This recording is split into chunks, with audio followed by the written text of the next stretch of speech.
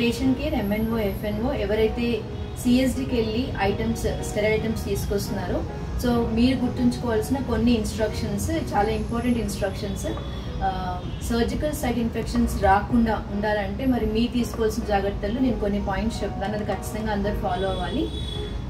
First thing వచ్చేసి clean hands. ఖచ్చితంగా మీ hands ఎప్పుడు కూడా అంటే లైక్ ఎస్పెషల్లీ మీరు ట్రాలీ తీసుకొని సిఎస్డికి వెళ్ళి స్టెరైల్ ఐటమ్స్ తీసుకొస్తున్నప్పుడు మీ హ్యాండ్స్ క్లీన్గా ఉన్నాయో చూసుకోవాలి.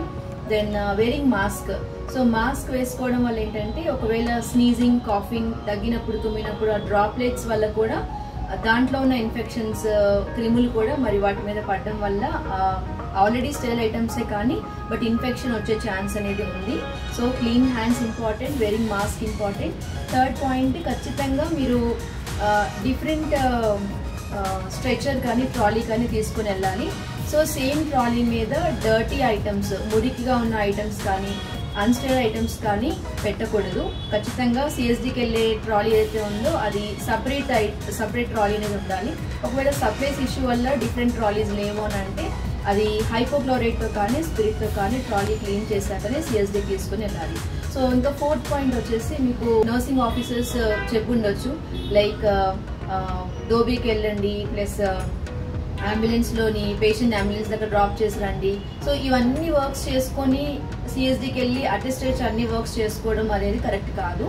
And some times nursing officers చెప్తారు, డాక్టర్స్ చెప్తారు సిఎస్డికి వెళ్ళి ఐటమ్స్ తీసుకొని తొందరగా వచ్చేసాయండి అని చెప్తారు, లైక్ డ్రెస్సింగ్ సెట్స్ కానీ ఆర్ ఎల్పీ డ్రెస్ కానీ ఆర్ ఓటీ నుంచి ఐటమ్స్ కానీ.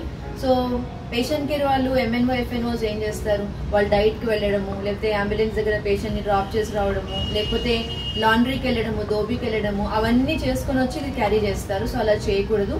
అట్ ఎనీ కాస్ట్ ఫస్ట్ మీరు సిఎస్డికి వెళ్ళి ఎర్లీ అవర్స్లోనే మీరు రాగానే ఫస్ట్ మీ హ్యాండ్ వాషింగ్ ప్రాసెస్ ఇవన్నీ అయిపోయాక మరి వెంటనే అక్కడికి వెళ్ళి ఆ థింగ్స్ తెచ్చేసి హ్యాండ్ ఓవర్ చేశాకనే రిమైనింగ్ వర్క్స్కి వెళ్ళాలి. సిఎస్డిలో కూడా మనకి టూ ఎంట్రీ పాయింట్స్ ఉన్నాయి కదా. ఒకటి ఎంట్రీ పాయింట్ వచ్చేసి మీరు ఏదైతే ట్రేస్ తీసుకొస్తారో అవి అక్కడ హ్యాండ్ ఓవర్ చేస్తారు.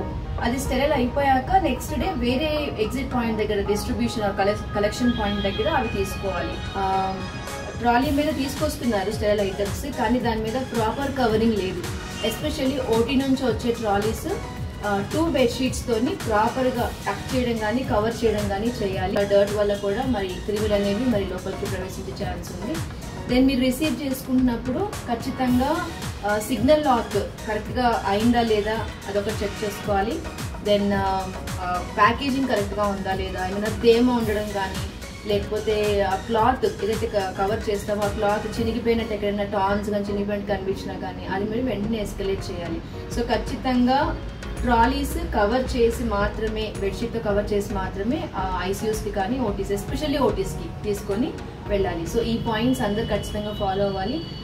సేమ్ ట్రాలీ మీద మరి వేరే థింగ్స్ కూడా పెట్టుకొని రావడం, రిజిస్టర్స్ పెట్టేయడము, లేకపోతే వేరే లినెన్ పెట్టుకొని రావడము అట్లా చేయకూడదు. ఖచ్చితంగా ఈ పాయింట్స్ ఫాలో అవ్వండి అందరూ. సపరేట్ ట్రాలీ ఉండాలి, చేతులు క్లీన్గా ఉండాలి, దెన్ మాస్క్ వేసుకోవాలి. అండ్ ఫస్ట్ సిఎస్డి ఐటమ్స్ తెచ్చాకనే వేరే వర్క్ చేసుకోవాలి, కానీ బెడ్ మేకింగ్ చేస్తూ మధ్యలో రావడము లేదా వేరే వర్క్స్ అన్ని 4-5 వర్క్స్ అటెస్టేజ్ ఒకసారి చేసుకుని వద్దామని అనుకోవడం అలా చేయకూడదు. ఈ పాయింట్స్ ఖచ్చితంగా అందరూ ఫాలో అవ్వాలి.